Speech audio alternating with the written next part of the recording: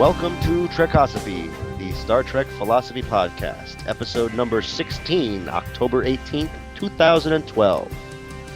Joining me today, his wife took everything but his bones, Tim Davidson. Good evening. And also, he knows that the key to success is to have warm hands and cold blood worms. It's Brandon Kirby. Good day. And the guy who would never mistake a preganglionic fiber for a postganglionic nerve, Ben McLean. Doctors. And finally, our technical expert. He gave me a pill and my dialysis cleared up like that. It's Chris McGee. Hello. And I'm Bill Allen, a.k.a. the guy in the red shirt.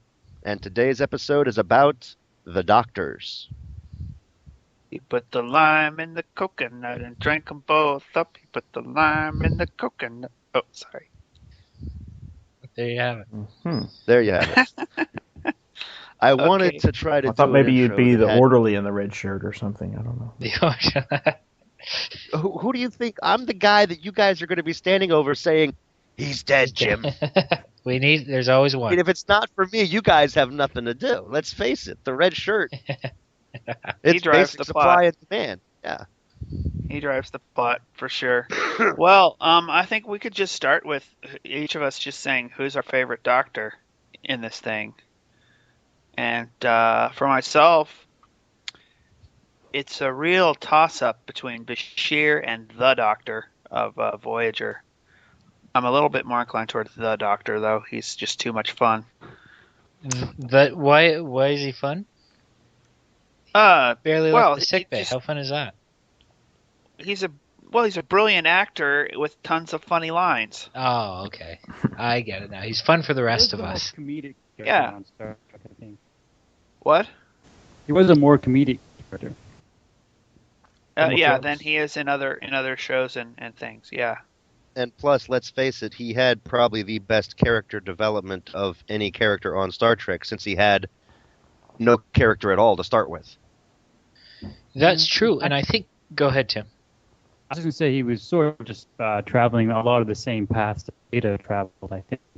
Yeah, I think the Doctor's evolution from holoprogram to personhood, I thought that was actually better done than what they did with Data.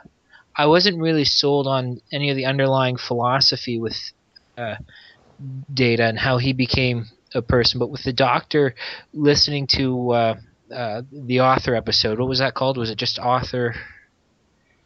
The one with Author? Dr. Zimmerman, that would be Lifeline. I think it was.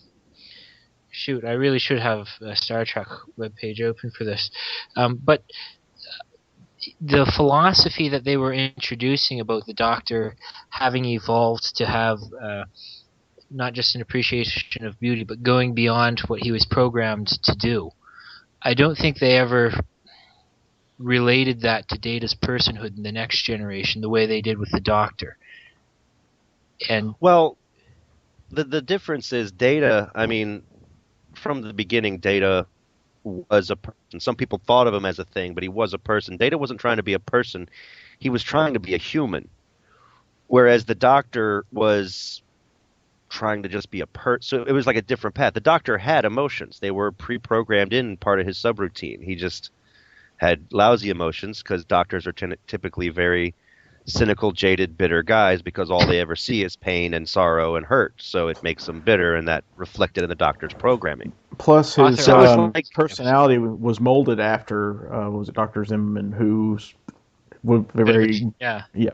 Yeah, First- I would strongly agree with Bill's point that Data was a person from the first instant that he was turned on on that planet when he was discovered, and that he was trying to become more human and not become a person, as I argued in the episode we had on Data already. Let's try and not stay too much on Data, though. I mean, we're trying to get to doctors, and none of you have told us who your favorite doctors are yet. Oh, Josh McCoy. Yeah, that's right. And we don't want to dwell too long on the Doctor from Voyager because we're going to have a Yeah, separate that's different episode from about medical. all about his personhood. Oh, okay. Well, for me, it had to be Dr. McCoy. More so for what he represented. The Id. Kierkegaardian, the Nietzschean sort of Dionysian id, the love that offsets Spock's callous logic. And I've always had a soft spot in my heart for Kierkegaard, criticizing the Enlightenment era, criticizing the arrogance of the human intellect to suppose that it's actually elevated itself to be able to make certain decisions, whereas McCoy was saying no, that there's a place for the heart as well, and the heart has its reasons that reason doesn't understand. The philosophy behind his character is something I don't want to say that I have adopted personally, but the respect that I have for it makes me love McCoy all the more. Okay, but as a doctor, when did he confront? Well, actually, let's get everybody else first. Is just all of you are McCoy except me? No. Oh no, We'll all go. Go ahead, Tim. I was just gonna say, Dr. McCoy is not my favorite. I'm not sure who my favorite would be. Probably, probably Bashir and Crusher for different reasons. Bashir, because I did like his character. He was kind of not as big of a character for a lot of Deep Space Nine, but I liked his relationship with O'Brien. Oh And yeah. I think Crusher was actually a really strong character, and a strong woman, and someone who was a good mother. And I think that was an important role to have in Star Trek that I don't think anyone else has really played, other than maybe Cisco, as he played a really good father. What about Keiko? Keiko as a mother to. Well, I thought To a lesser degree, I don't think that happened very often. Crusher was really good for the feminist project, well, at least the Helen Longino sort of feminist, where they wanted to see more women in the math and the sciences, where she was an excellent scientific mind. Well, I've made this point before, that I think Crusher was a much stronger woman than Yar, where Yar was a very 80s woman where she had to sort of assert her femininity, but also in doing that she had to act masculine and act like a man Action on purpose to be girl. strong. Yeah, but exactly. Crusher was so Whereas feminine. Crusher was feminine. She didn't try to act like a guy. She didn't get like shoulder pads and 80s bobbed haircuts, but she was the strongest character. She was a strong woman where she was. No one questioned her authority. She was the only person who ever questioned Picard's authority seriously. And she was the leader. She was the ultimate authority in the sick bay, and no one questioned it. No one thought that, hey, this is a woman. She's she's playing a role like Yar, where she's trying to be strong and be as strong as Worf or something. And she often questioned some of the rules and regulations of the Federation in the name of compassion. Mm-hmm. So not Exactly, only true. was she a strong woman, she was also like strong intellectually, but she had a powerful heart. So And that's what I was trying to say about her being a mother. right. Well, She also had some really good bedside manner too, something that the Doctor was sorely lacking.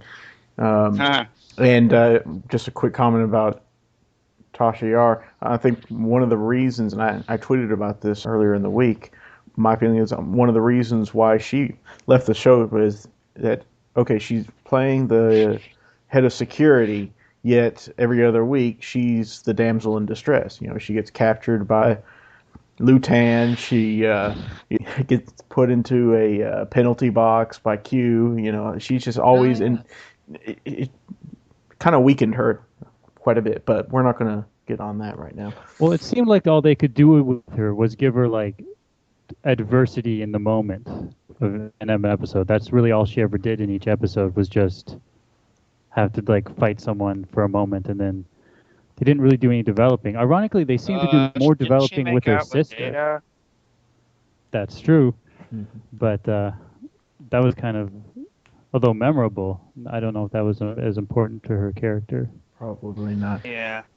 Given what happened to her character, and I'll just say this since it is, I am the red shirt guy, Tasha Yar is sort of, she's the epitome of the red shirt. She's the alpha red shirt. She's the ultimate red shirt.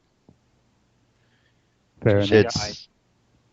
And when she when she died, we were just so glad she came back, even though they had to bend time and space to make it happen. But us red shirts, she was our hero. Okay. I kind of lean towards liking McCoy and Dr. Pulaski. Oh, Oh, good. Um, Someone said What? Pulaski now finally. that's interesting. Why? well, in a lot of ways, she was sort of the reincarnation of McCoy. They both had this Oh yeah, yeah. down to earth, Yeah, I definitely practical, saw them trying to do homespun, that. and it's the in the original series when he was called Bones, it was I always thought it was from the old Wild West days where doctors were referred to as sawbones It because that's what is. they had to It do a lot is. of Mm. times. And I mean, I loved how the movie gave you a good reason for the nickname, but Dr. McCoy, What? half the time you I expect him would to call give it. you whiskey as anesthetic instead of a Wait, shot there's from a the hypo reason spray. in the movies? Which movie? What was the reason? In the In the newest, the new movie, 2009 film, it's a Yeah. the stupid new, ass the Oh, reason. the remake. why was he Um, called But Bones in back, the new movie? I well, that forgot. was he sat down next to Kirk and says, "I hate space, but I gotta go into space. My wife got everything else in the planet. She got the whole planet in divorce. She took everything but my bones." Yeah, that was it. Of all the people in the Star Trek recast, Carl Urban as Dr. McCoy impressed me the most. I mean, Yeah, Hmm. I I thought it agree was with you. yeah. DeForest Kelly back to life.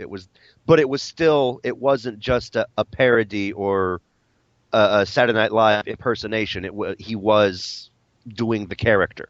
Oh Yeah, yeah, I he felt was the like best character. he definitely had the character down exactly, and I felt like the writing of it too seemed like somebody's read Shadows on the Sun, which is Well, the book in which gives McCoy's background on TOS. I think the actor captured the platonic form, the essence of McCoy. What I always thought of Nice. that. Well, I was just going to quickly add, I think that part of what they were trying to do with Pulaski in bringing back McCoy and Spock's dynamic, they had Pulaski always kind of being Oh yeah, challenging Data, and I thought that that right. didn't Yeah, that's work a in good that point. case. Whereas McCoy and Spock, felt you kind of felt a friendship there, a connection, a balance between the two that like Brandon was talking about. But with Pulaski, it just seemed like she was being a bully to Data, and it just made me really dislike her character because I really like Data.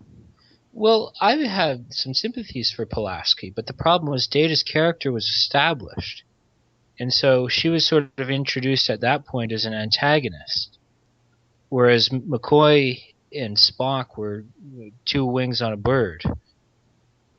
I mean, And part oh, of what made the McCoy Spock thing work was Kirk was there between the two of them all the time to act as kind of a buffer so it didn't get too antagonistic. right. I will say in defense of Dr. Pulaski that, yeah, she really did give Data, probably of anybody on the show, she gave him the hardest time about just being a machine. But she didn't treat him as a thing. She always, I mean, she made eye contact and she talked to Data, not at Data. I don't. She And said she called him Data, and he said that's not. He said my name's Data, and she said what's the difference? oh yeah, I mean, she had an attitude, but at the same time, by the end of it, she did call him Data, but she never treated him as. And I think part of that whole calling him Data was intentional on her part because she was old-fashioned medicine, and in a world of so much technobabble, where your problem is solved by creating an inverse polaron beam redirected through deflector shields. I mean, I don't know there are about so that. many. Bounce a graviton particle beam off the main Yeah, deflector dish. That's that song. But yeah, there are. usually she I was think it using was. graviton polarized beams all the time to erase aliens' memories when it was convenient for the plot. I don't think she Yeah, was as much of a old-fashioned doctor as McCoy. well, she wasn't anti-technology the way McCoy was. McCoy had this whole "I hate Paranoia. technology." She was just. I mean, she would still use it, but she was trying to get back some of that. I don't know if down to earth is the right turn of phrase for this, but I mean, I remember the episode where one of the episodes where the ship got wrecked, everything's destroyed. Doctor, our bone regenerator isn't working. What do we do? Use a splint. It's like, what's a splint? And it's like almost a reminder that being a doctor is not about the technology. Being a doctor is about helping people and the tools. I think there's an interesting point to be made there with Spock, and I don't want to go back to what I was saying just for the sake of showcasing me, but where you have McCoy and Pulaski, I guess, elevating that sort of the heart end of things, or the desire, the id. They have respect for technology, as most of the people who are in the Enlightenment era have respect for the heart. It's just that for them, the intellect is subservient to your desires. They as doctors have to be half-decent scientists, but the science is there to serve their heart and not the other way around. And so there's sort of a what's the word I'm looking for? Not a seesaw, but there's an inversion, whereas the desires were subservient to the intellect in Plato in the Middle Ages, and in the Enlightenment era, reason had to be supreme. But with the doctors, reason is now there to serve their desire, which is for compassion. One of my favorite Pulaski moments was the War Game episode where where Data goes up against the master gamer who can never be beaten, and in the ultimate contest of man versus machine, in spite of what Pulaski says, who is she backing in this fight? She's backing Data because they're friends in a sick, twisted, bizarre kind of way. I mean, I don't know if it's friendship per se, but Data was the one she was backing in that whole man versus machine struggle, as opposed to the pudgy little annoying guy that everybody hated. Well, that's exactly why she was. Well, everyone hated him. Yeah. Well, what about you, Chris? Who's your favorite doctor? I look at it from two perspectives. Either my favorite doctor to watch on the show, or which would be my favorite doctor that I would want to take care of me if I needed, medical assistance. Oh, yeah. So if I'm tackling the latter first, I'd probably choose Bashir simply because he is an augment and he could probably do quite a bit more than some of the other ones. But one of the most entertaining that I like is, I'm going to break Ben's heart here, but I kind of like Dr. Phlox. Oh my God, don't say it. I'm glad somebody mentioned him. Yeah, no one said anything about him yet. He is kind of entertaining to watch. He's got great charisma. He's got a good attitude about just about everything. Hate. Yeah, we've been over that. Yeah. He's a colorful character, that's for sure. But the thing I just don't get about him, and like why was he there to try to like appease the homeopathic crowd? I mean, what's homeopathic? What do you mean what does that mean? That word homeopathic? Homeopathics are the people. We don't do medicine or doctors. We do herbs and acupuncture and alternative medicines because pharmaceuticals are evil and MRIs will give you cancer and. Oh right. Yeah, because that was, I mean, the homeopathic remedies do have merit. I'm not trying to denigrate them. I mean, I do a mix and match of both regular medical care and homeopathics, depending on what the situation is. But it didn't seem to fit. I mean, it just always kind of stuck in me. He's an alien. He's from one of the planets that have been in space for a very long time and have developed all this technology. And he's traveling around to study medicine from other worlds. And he doesn't use alien technology in his sickbay. He uses leeches.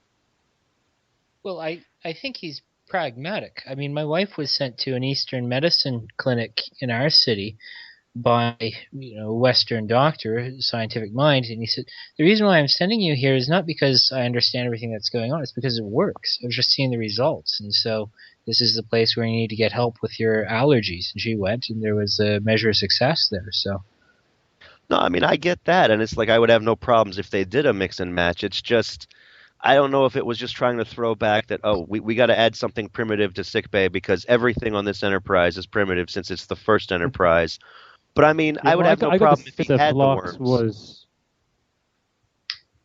I just I got the sense that Phlox was on the frontier with a bunch of savages, and though he would prefer to be perhaps having more technology, he didn't have it there on the Enterprise. Although I think he also enjoyed being amongst new people and Right. new aliens.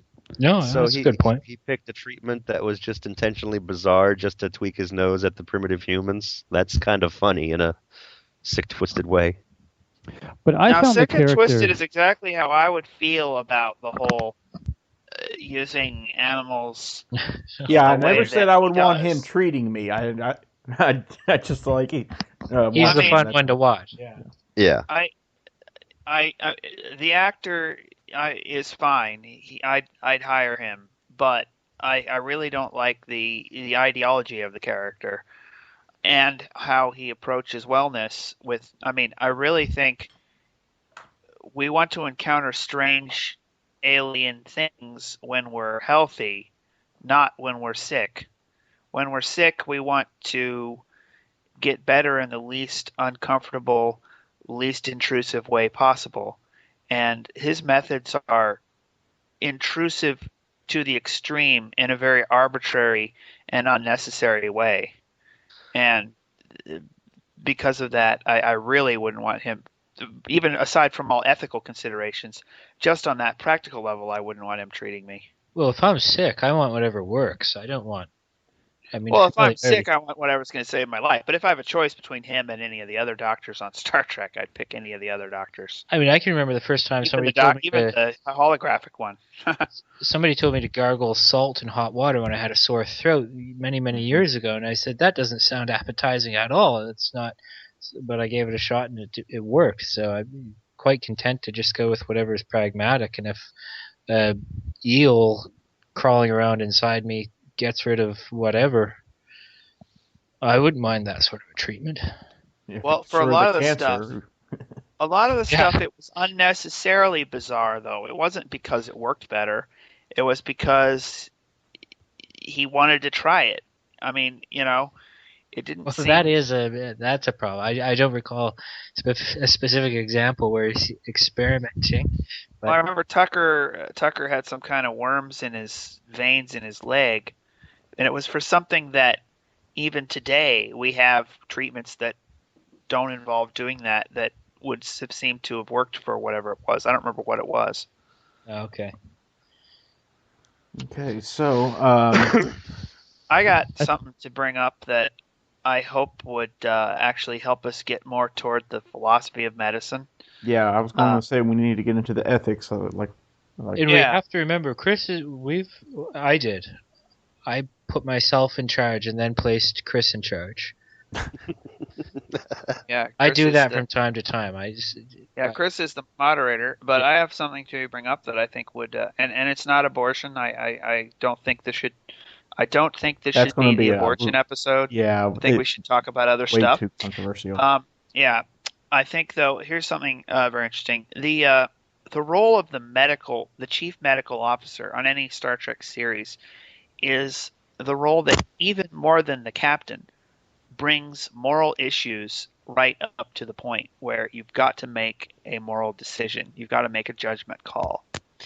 And in some ways, the chief medical officer is actually the most politically powerful character on any Star Trek series because, in addition to the normal duties of an officer, I'm reading this from Memory Alpha, Starfleet Order 104 Section C gives CMOs, chief medical officers, the power to relieve an officer or crewman, including a superior one, of their duties if in the CMO's professional judgment the officer in question was medically unfit. Mm-hmm. Typically, the CMO is expected to have the support of a senior command officer or detailed medical documentation to justify this course of action. Now, this provision has been used to great dramatic effect in just about every Star Trek series. Every doctor at some point comes into a situation in which they have some conflicts, some personal opinion conflicts with the judgment call the captain is making. And at the same time, as a medical professional, know that the captain is destroying their health and needs to take a rest and has to just and we'll use this provision at one point, and that's probably the most hostile that any doctor gets with their captain, is when they play that card. And every doctor in Star Trek, as far as I know, has played that card at least once. Probably one of the most dramatic is when the Doctor pulled it on Janeway, but I think that was in a timeline that got erased, and I was just so disappointed because it was such a dramatic scene, and then for it not to stick seemed like such an anticlimax. Well, when did he? I remember he did that in the first season. I don't remember it being erased by a timeline, though. During the Year in Hell, two-parter, three-parter, they were fighting a ship that used a time laser as a weapon, and it would basically erase its Right. target from time and undo everything that target did. And because it was the Year in Hell, Janeway was pushing herself too hard, and the Doctor had to. Well, yeah, I remember that instance. I seem to remember it happening though in the first season as well. And this may be the first time a hologram's ever ordered a captain around, but I think you need to. I don't remember which episode though. I don't think that was Yeah, challenging her command, though. I think it was just like she needs to take a vacation on the holodeck to have a later Yeah, episode. he ordered her. Yeah. Yeah, 90% of the time, whenever doctors use this on the show, it's not so much to. They're not using it to usurp the captain's authority. They're like, That's the usually thing. it's a threat in the background. It's like, you need to do this, this, and this, and if you don't, I'm a doctor. I'll just have you relieved of duty for being medically unfit. So you go to the bar and party. That's an order. It was always something needed holiday. for their Yeah, well, the well-being. thing is, none of the doctors have ever really abused that authority, I don't think. But they've always been put into a conflict, like a psychological, emotional, and ideological conflict in which they've got to justify to themselves to make sure that they are actually using this in an objective way and fair way that isn't overriding the captain's proper authority, but is actually out of concern for the captain's health and the security of the ship through the captain's health. Right. Or the station in the case of DS9. Right. And it's, I think it's probably just easier for the doctors because you mentioned earlier life and death decisions. What makes the doctor's life and death decisions so much different from what the captain does is the doctor usually has time to think about it because you're trying medical treatment. He's got another 4 hours to live. You've got time to make the life and death decision.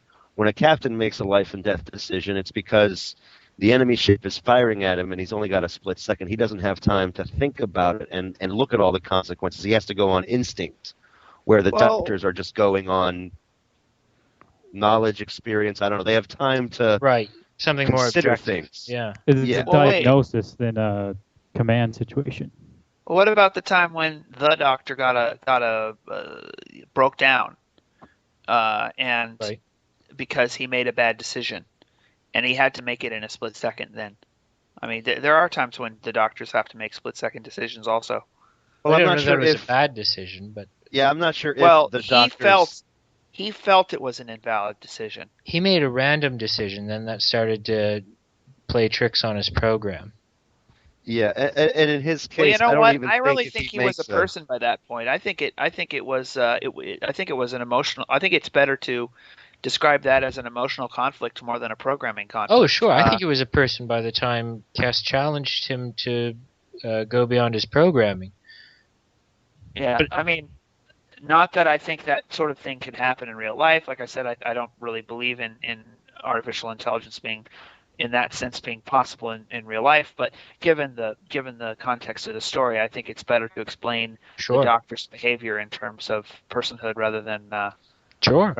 programming. Just Of course, little even the aside there. doctors. I mean, since he is, yeah, we can say he's alive. He's a person. It's emotional, but he is a machine, and he's basically in the computer program. And computer programs run, a billion times faster than the human mind. So even his split decisions he's got a billion cycles to think about it Right. before he actually makes it. So Right. even though his split decisions are fast, he's still gone through his entire database of 500 doctors worth of knowledge to find the best one just very quickly.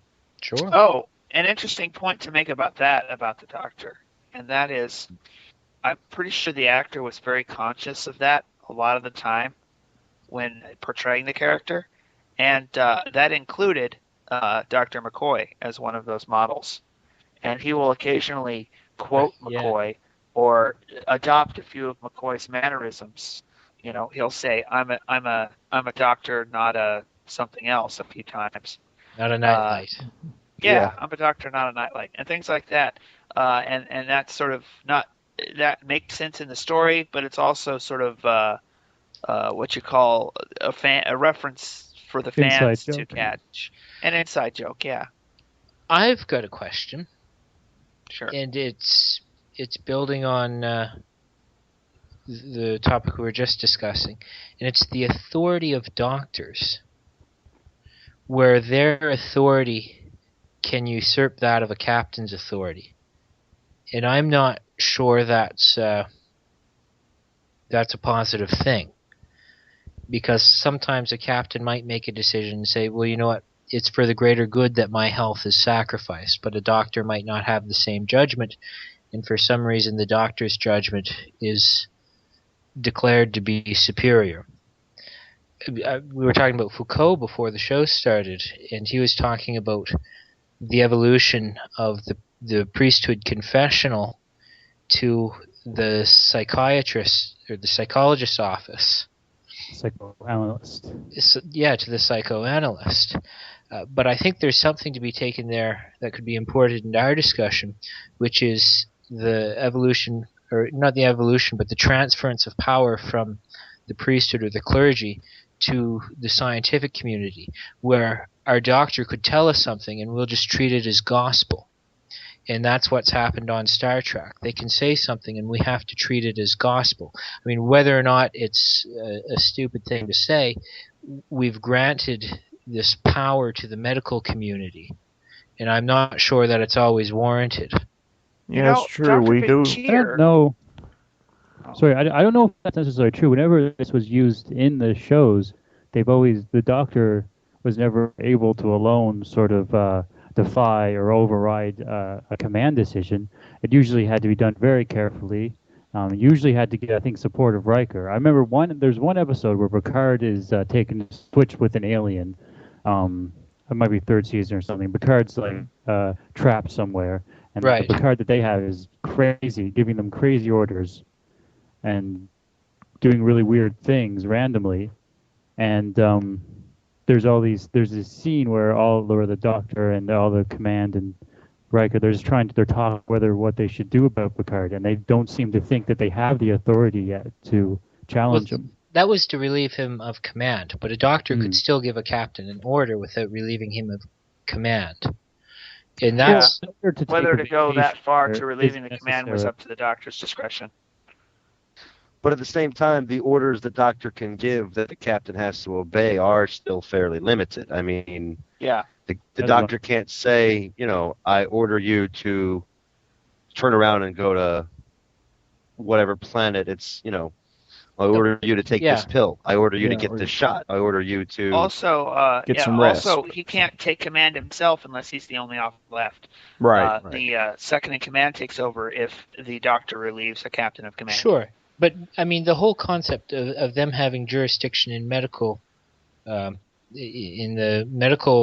issues, that's quite a broad definition of what they can do. In a crisis situation, they can order the captain to do something that might be detrimental to the ship. Hold on. That was my point. I don't think they can in a crisis situation. I think they have to go through paperwork whenever they do any sort of there's a definite paper trail there. Could I bring some things up about what you said, Brendan? I think that it's very relevant. First of all, I really think we need to separate the issues of this general dogmatic authority of the medical profession and community in general from the specific question of the chief medical officer's override powers on a starship and whether that's a good policy. Not me at all. Well, no, I because agree. listen, it is two different issues. Because the one is about, the general. The one is about how we approach life in general. It's about our values, and the other is a question of more of politics of how and military chain of command and accountability.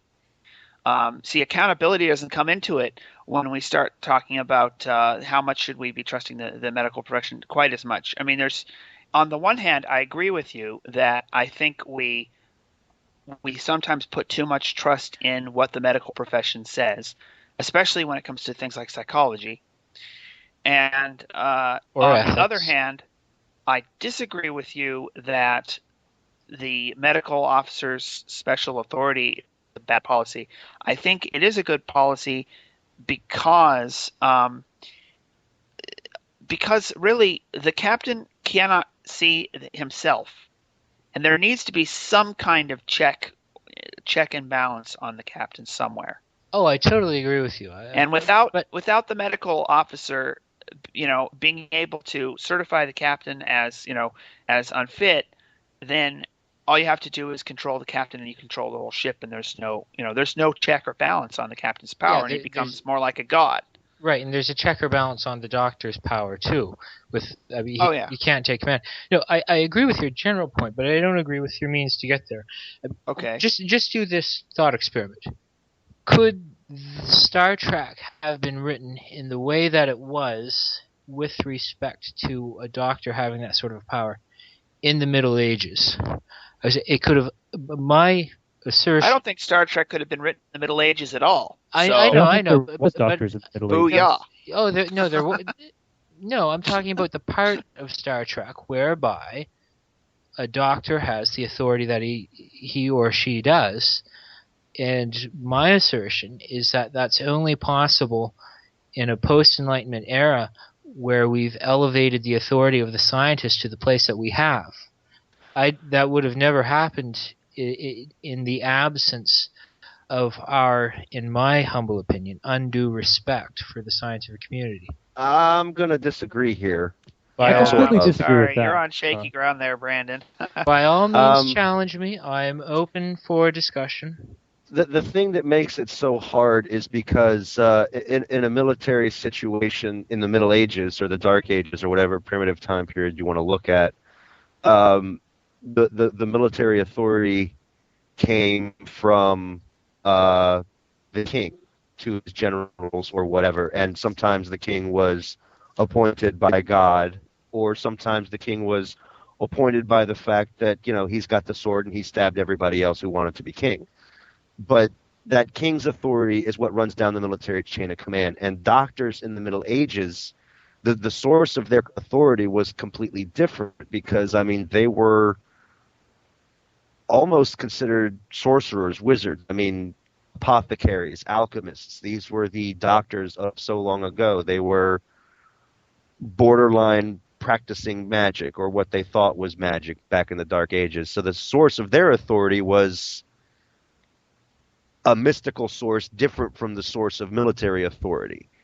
I think so I that don't might be know a if bit you too can. general. It probably I think is. I that's mean, I'm probably not. accurate. Well, I think Tim, the my Greeks goodness. and the Romans had a concept of a doctor, Yeah, and they did. doctor medical authority. I don't think the medieval times necessarily did. But back to your point about the authority or the arrogant authority of medicine, I don't agree or see that whatsoever. I see medicine having authority within medicine, and there may be some dogmatism there and some rejection, perhaps some hasty rejection of like maybe Eastern medicine practices or something within medicine, but I don't see any sort of broader authority over our lives. In fact, I think it's too far the other way. I think people are too wrapped up in pop psychology and pop medicine and concepts that aren't actually medical whatsoever, but they think are really important to like their image of what is healthy and well. Well, with the concept, About our society now. sure. That takes it right down to the most basic issue in medicine, and that is, what does it mean to be healthy and well? Let me draw just to respond to what Tim said, and I think a discussion about wellness is absolutely necessary for a discussion on Star Trek and ethics, but let me just respond to what Tim said and talk about the image with the Doctor and the Captain and relate it to a debate within feminist circles, and that's the concept of midwifery versus the scientific doctor. If you are a fan of feminist epistemologies, they're going to have a debate between, well, maybe we should make more women doctors versus, well, maybe we should elevate the practice of midwives. Midwives are more practical, more emotional, more caring, more loving, and doctors are more objective. And some feminists will say, well, the scientific doctor is a more masculine way of thinking. And they'll point to historical studies done saying midwives were actually much more effective than doctors, much more healthy than doctors, but the entire time in which they were more effective, they're not now, but they used to be, there was a lot more respect given to the scientific doctor. Why? I think it's got a lot to do with the fact that society itself was elevating their authority, even though in that specific case it was totally unwarranted. I'm not sure I'm following you. I think midwives are a good idea. I think having someone, if you're a woman going through pregnancy, having someone like that, other than just your doctor, to help you through it is a good idea. Yeah, I don't see the two as mutually exclusive. No, I'm not saying that they're mutually exclusive. I'm just saying that you could have a midwife who was more effective than a scientific doctor, but because of our perception of the scientific community, we say, okay, scientific doctor is better. And in Star Trek, it's a crisis situation. The captain has to really push himself or herself to get something done, but along comes a doctor and says, no, you have to take a rest. Well, why would I respect the opinion of the doctor more than that of the captain? I can tell you why. Knock yourself out, Home Slice. And I really think more important than the fact that the doctor is a medically trained professional is the fact that the doctor can provide a perspective that is objective, whereas none of us can really see ourselves in the same way that someone else can see us. Oh, yeah, and that was your initial point. I agree with your point. There's been a social experiment that people have suggested. I think it was in one of the Dirk Gently books, in fact, that try going around with a notebook and asking the people you see every day things that they notice about you that you don't notice about yourself, and try and find out everything that you can about yourself as if from outside. And there's going to be all kinds of things, if you can find ways to actually do this, there's going to be all kinds of things that you're absolutely unaware that you do. All the kind of little mannerisms and things that you have that you're absolutely unaware of. And your assessment of your own wounds or illnesses or whatever, it's very, very hard for you to self-diagnose. And that's why doctors even, there's this whole adage, physician heal thyself. But really what a lot of doctors actually have to do is go to another doctor rather than try to diagnose themselves, because they can't get that objectivity about themselves. The self cannot see itself. That's one of the things in Walker Percy's Lost in the Cosmos. Right, yeah. No, Ben, I totally. And I don't even think Ben, it's I agree with that. Oh, go ahead, Tim. Sorry, I was just kidding. I don't even think it's a self-aware philosophy there. I think it's just an exterior doctor is the only person with the medical training and the objective view to diagnose someone. Even if someone is a doctor themselves, they aren't in a position that they can diagnose themselves. That's the point I wanted to attack, because Ben, I agree with you. The captain requires checks and balances. I mean, I'm totally in agreement with you. I just don't think a doctor is in that position. And well, who would you put instead to be the check and balance? Deanna Troy? The rest, on the captain. Well, Deanna Troy. I mean, she's a good maybe authority on blowing up balloons, but that's it. No. She does make the medical. I think she was the one that sent Picard on his holiday in Captain's Holiday episode. But every time she was the senior officer on the bridge, the ship got wrecked. Okay, that enough said. She's the wrong choice. That is a fact. Yeah. No.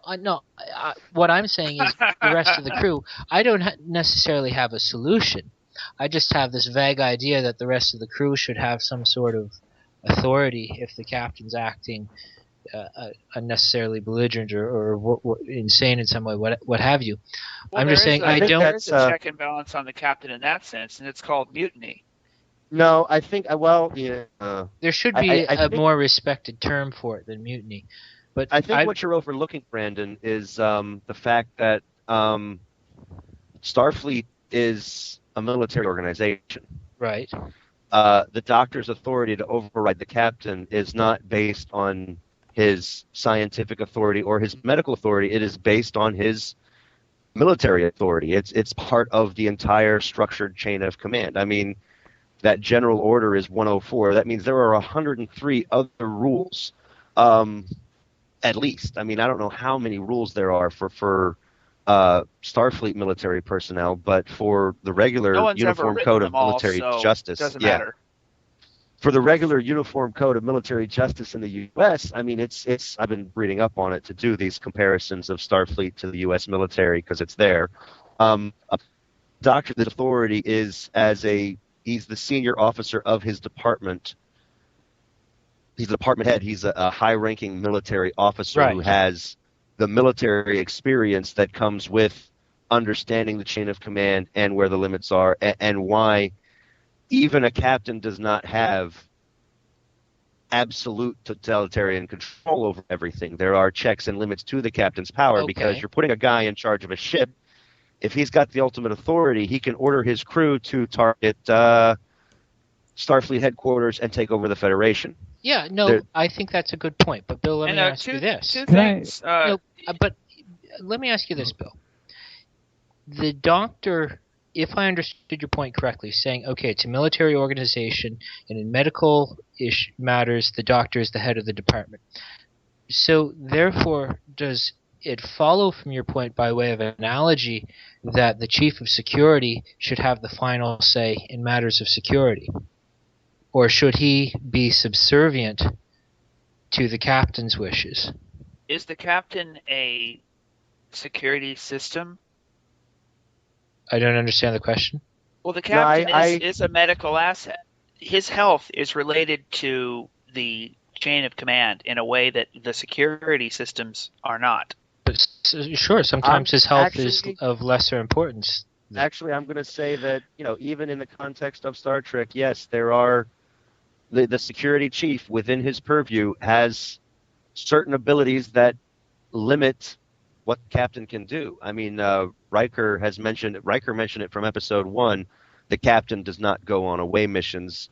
That's a violation. You're not going to do it. You can say whatever you want about me, but you ain't going down. Okay, but and the security chief, you're not going down without a proper escort to a potentially hostile planet. You will take crewman number 1 and crewman number 2 with you. Sure, but do a YouTube search of is Worf getting denied again? And it's just 14 minutes of these 5-second clips of Picard saying "Shut up, Worf," or something similar to that. Well, let's face it. Worf, as a security officer, though, his first reaction is, "Let's shoot it." Shoot it. Yeah. If it moves, shoot it. Shoot it.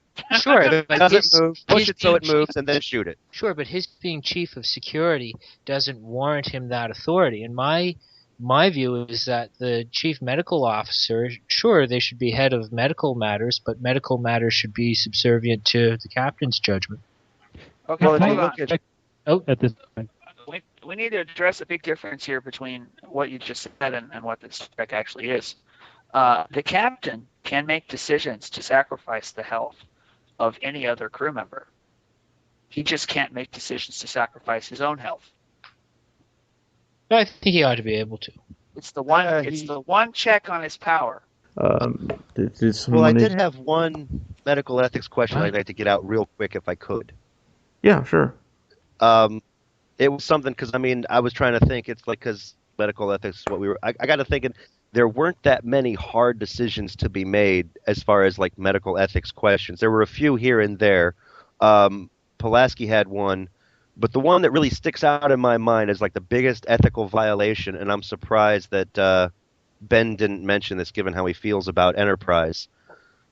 During that whole during that whole Klingon eugenics crisis that Enterprise faced, Dr. Phlox is working with the Klingons on a cure, and that's the medical. I'll cure anybody. I'm a doctor. He was doing that. So he gets the cure, and then he takes the virus that turned them all into the Klingon superhuman hybrids. He takes that virus and beams it over to the ship. He intentionally infected somebody with a deadly disease. Isn't that like a major medical violation? I mean, he had the cure, Oh, and he yes, gave of them the course cure it right is. away. And like I said, Phlox is just about always consistently wrong on medical ethics. Very few times when he has a decision to make, does he ever make the right decision. He's just about been too long always since wrong. I've seen it. So there you go.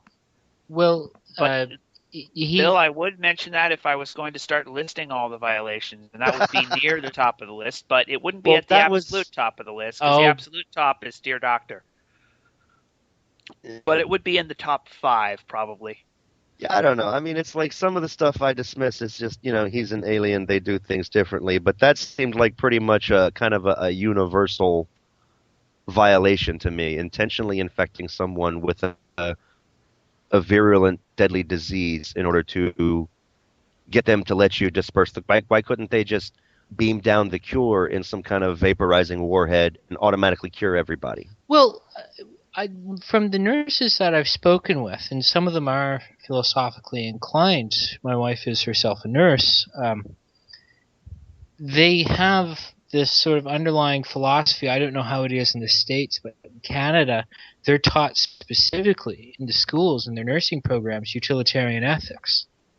And Phlox, maybe it's different in the States, but I should hope so. In a lot of our medical, some of ours are of course utilitarian, but especially if you go to a Catholic nursing school, you're not going to be taught utilitarian ethics. You're going to be taught probably more of a different ethics.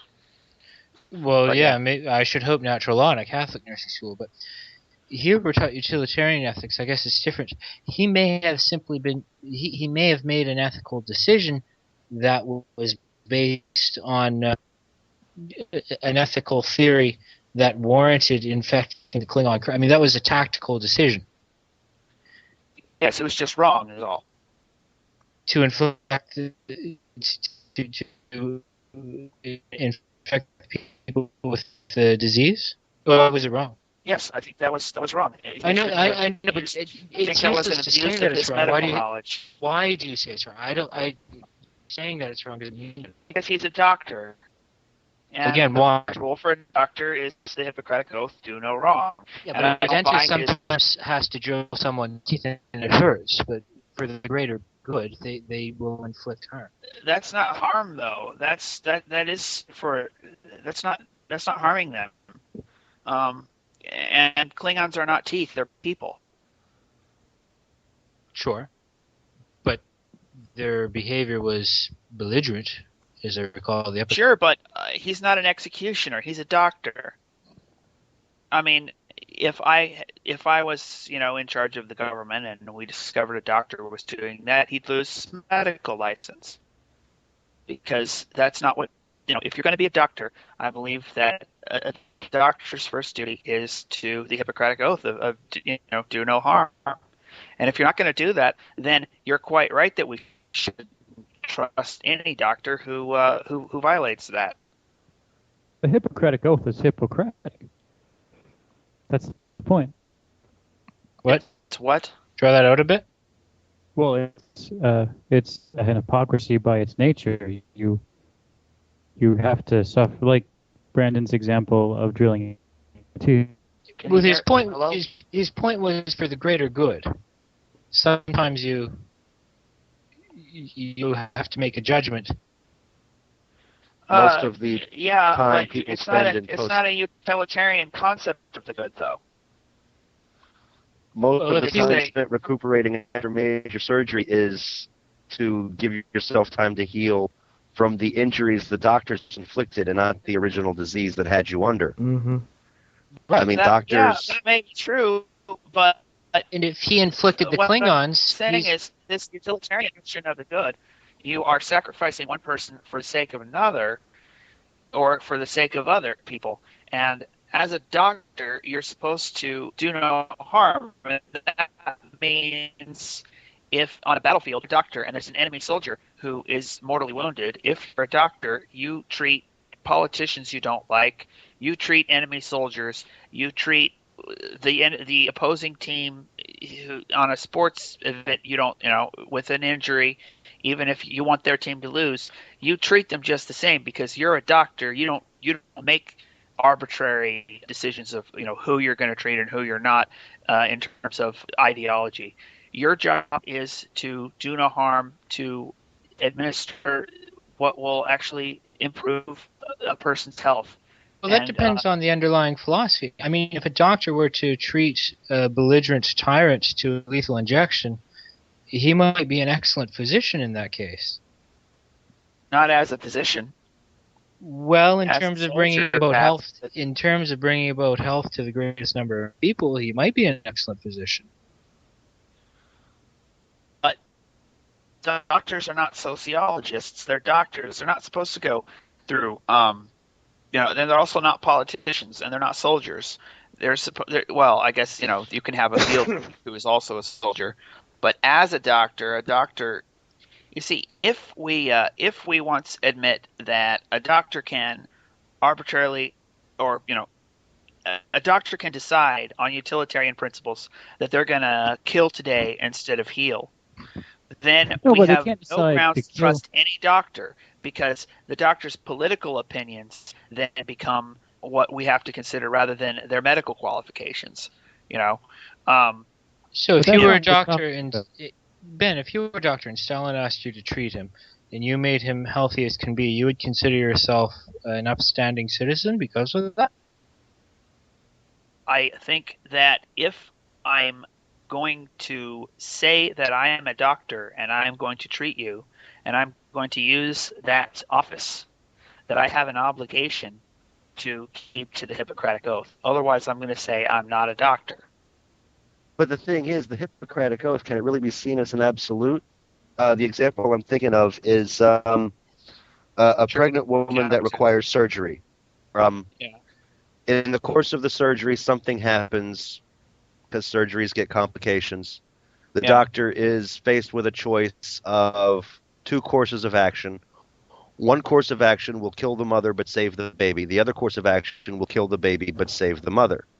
Now, even from a utilitarian do no harm point of view, you're going to end up killing somebody. In that case, and I've thought a great deal about this case, in that case, I believe first the doctor needs to prefer whichever has the greatest chance of survival, whichever is the most sure thing, which is usually going to be the mother. But that decision needs to be made in advance, if possible, by the family, and he needs to be, given instructions ahead of time. But it shouldn't be up to the doctor to make some arbitrary political decision, like, look, here's a utilitarian argument that some doctor could make all on his own. He could say, well, this person's genetic makeup is inferior, and if he is allowed to reproduce, he's going to spread inferior gene, which will degrade the gene pool and make humans less able and less fit in the long run. So I'm going to sterilize this person. That's not strictly speaking a utilitarian argument. Yeah, it is.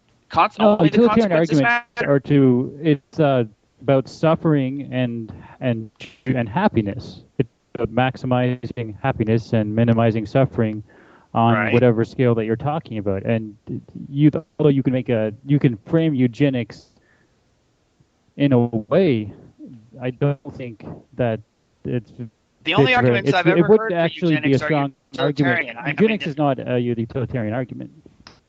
Utilitarianism does not always necessarily produce eugenics. That's true. Yeah, you can. If you take the moral premise, if you have the moral premise of utilitarianism, then eugenics becomes a possibility. Without without the moral premise of utilitarianism, then you can never get to eugenics. Well, if I could bring the discussion back to the medical and Star Trek question just for a bit, Ben, I agree with you that we shouldn't bestow the authority on doctors. I mean, I was the one who was making that argument from the start. I don't think Flock would have that level of authority bestowed upon him. Not by Starfleet, not by me, not by the captain, not by anyone. But sometimes the situation itself calls for him to make that sort of a decision. And it wasn't that we granted him the authority, it's that he's been placed in a position where he has to make the tactical decision. The what's going to sorry. Go ahead. No, go ahead. No, by all means. Well, I prefer being interrupted. I ramble. It seems to me like Dr. Flox's action in releasing the deadly disease on the Klingons is simply the same case as eugenics. I mean, in the long. I mean, if well, it was the eugenics. How I look episodes here. It's eugenics. Gets rid of the. Was it 3 and 4? I mean, I don't see the difference really. There really kind of was a difference. I mean, there were a million people on the planet, and with the eugenic element involved, they were all pretty much doomed to die. It was that human hybrid thing. Right. If you get it, you're going to die. So there's a million people he can save, but in order to save them, he has to stop the invading fleet from blowing them up.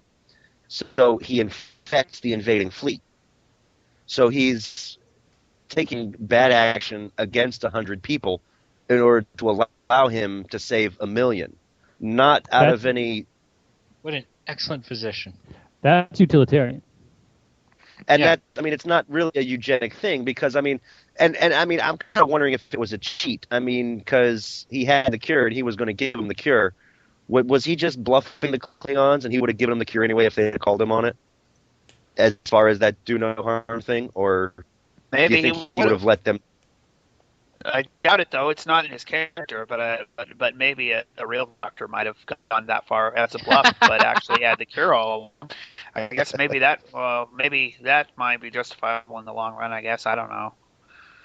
It's just one of those funny gray areas that I don't know if there really is a right answer. You're right. There might be some gray area there on that one. I mean, you remember that episode in DS9 where they have those mines that blow up, but they're not detectable. Right. Yeah. Right. Siege of they're such a horrible weapon that only the Dominion would use. But as soon as they figure out how to use them, then all of a sudden those mines look a lot friendlier. Yeah. I guess that's how you guys are kind of looking at biological weapons. That it's terrible when Al Qaeda uses them, but if we ever figure it out, then No. I would never advocate for releasing biological weapons on Pakistan or Iran or any of those. But you just did. Did. No, I wouldn't. But if if there were a group of 100 Al Qaeda soldiers who were on their way to go kill a whole bunch of civilians, I would definitely consider using biological weapons on those 100 soldiers hell-bent on the destruction of innocent people. I would consider it at that point. But to unleash it on a population, no. Yeah, there is a difference there. And the other thing is, I would say I would not use biological weapons because being in the military. Biological weapons are iffy and sloppy and don't always work right. What if they just hold their breath and walk through the gas cloud? I don't think you can do that. I mean, that really not for everyone, but I mean, there are for every biological weapon that's ever come up with, and we used a whole lot of them. Mustard gas, Agent Orange. Yeah. I mean, we have used them in the past, and we've stopped using them. We have better weapons available that are just more efficient killing machines. So, I mean, there might be maybe we developed the better weapons because there was that moral aspect to it. Maybe morality never came into play and we just went with what was the best option for killing.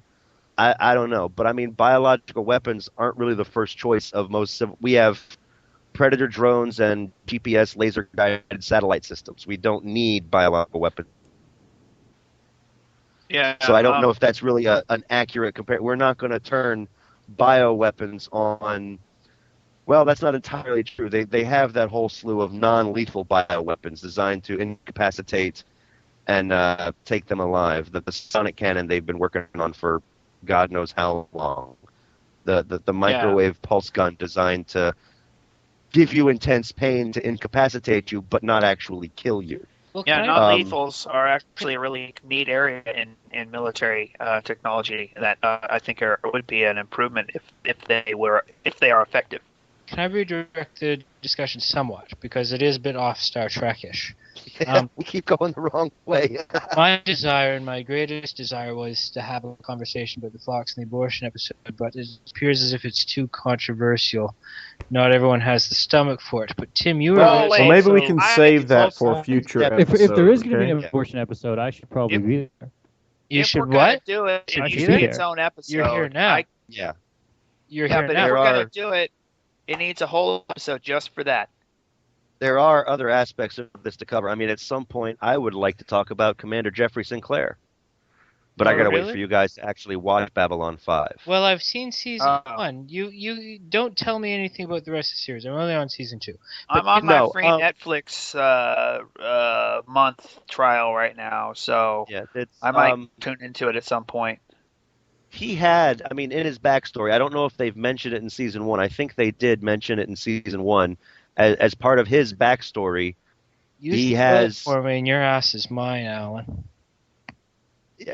I'm not going to spoil it for you because they don't. They make a mention to the fact that in the war 20 years prior, he was told to develop use his medical knowledge to create biological weapons, and he refused. And that's like he's taken that strong moral stance, even at the risk of facing jail time in his past history. Didn't they Right. briefly mention that in like the third or fourth episode? Honestly, Oh, I haven't I've seen been it. hopped up on whiskey for every single episode I watched. I couldn't tell you. I Bashir's could bring medical knowledge. something up. Oh, Ben and Tim. Yeah. Go ahead, I was Ben. just going to quickly I say think Bashir's Tim's medical turn. knowledge was Tim's used to turn. make the virus that attacked the founders in Deep Space Nine. Yes. Anyway, you guys can continue.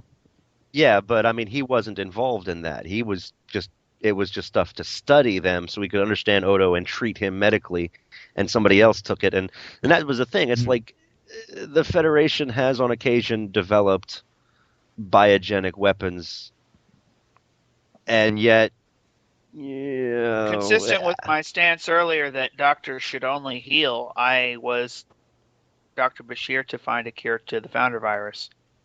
yeah. No, And I'm that's trying to worth think discussion. if at some point, I mean, because I think we're almost out of time or over time. Are Well, we? I guess could I sort of give a quick few sentences general statement of my thoughts on medical ethics? Please. I would not claim to have an answer to every possible question that could come up in medical ethics. It is a subject I am interested in and am interested in studying more deeply, much more interested in than biology or actual medicine, actually. But I think in general, I would give this sort of general statement of my thoughts on medical ethics, that I think there needs to be a sharp division in concepts between doctor and any of the other roles that we might use biological knowledge for. For instance, I think there should be a sharp division between doctor, hospital, and hospice. I really think there needs to be the case, I think, needs to be turned over to a completely separate person in a separate profession when we switch from hospital to hospice and are no longer looking for healing but are instead looking for a peaceful transition to the end of life. When we're looking at once we start looking at taking life, I really believe we need to have a sharp division in concepts and in roles, so that we don't have the same person in the same office deciding to save some people and kill others. I think the doctor, as a doctor, needs to be in a position of not any sort of geopolitical, sociological aspects even being considered. He needs to consider, my job is to get these human beings, no matter who they are or where they're coming from or what their ideology is, to a state in which they are awake and able to walk away and out of pain, free of what everyone agrees is definitely a disease, a physical disease. I think doctors do a lot more than that. I think, And yeah, should and do a I'm lot more saying than that. I want to narrow the role of what a doctor is to that, and then make everything else, psychological counseling, for example, a separate profession, and have the title of doctor be strictly on the one thing. All right, folks, thanks for listening to another exciting episode of Trekosophy. You can find us at our website, trekosophy.com. Also, be sure to check out our Facebook page, follow us on Twitter, or email us at trekosophy@gmail.com. Be sure to download your copy of the episode on iTunes. And please leave us a review. We need your feedback. We are fans, and you're fans, and we're all doing this together. And remember to be awesome. Yes, yes. Don't be too awesome, because we want to stay the hosts of the show. If you guys are too awesome, you might replace us. Yeah. But thank you, and join us next week. And also, even though we couldn't agree on what wellness is, try and be well, whatever that means.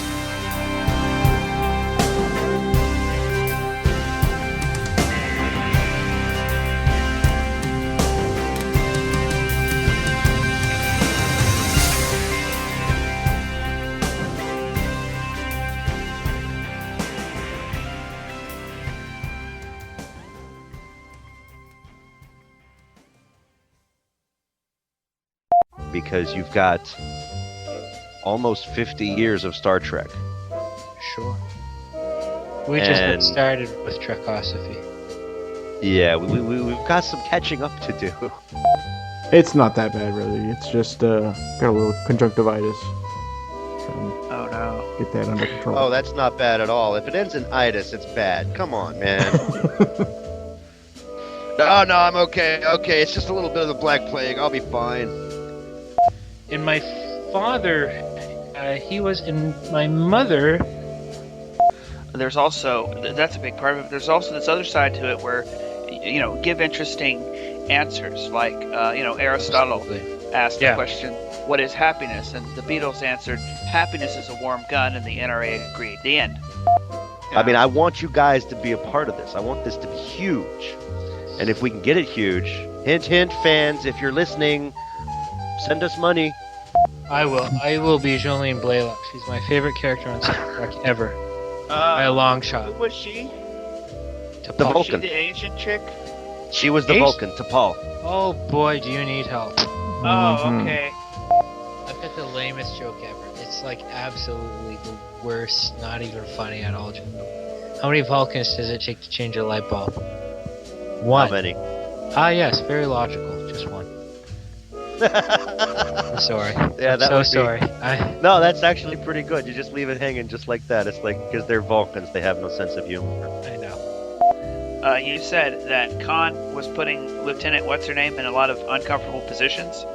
Manipulative. He was extremely manipulative. And but you said he put her in uncomfortable positions, and I'm thinking, sexually?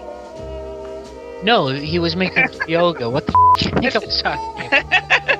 He's got a very childish mind right now. I'm sorry. That was just low-hanging fruit there. I just thought that was... Oh, low-hanging fruit. That's another sex pun. Oh, God. It's coming fast and furious now. He's got a very Ben McLean, which is... Yeah, that's funny. Yeah, Ben McLean.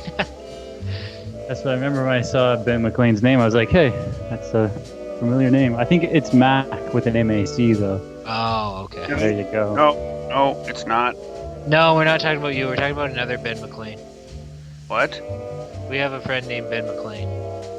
What? There's many Ben McLeans in this world, I guess. It's a real... What?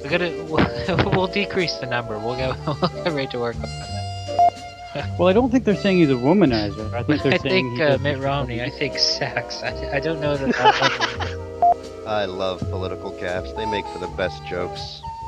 Yeah, you guys seem to be doing pretty good without me. Sniff, sniff. If they could donate enough money where we could just quit our day jobs and do this full time, I could do 5 days a week of Trekosophy.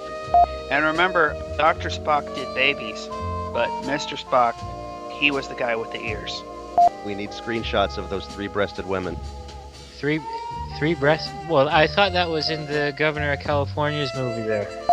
I have one quick question, then I have to go run home and check my wife's binder. Wink, wink.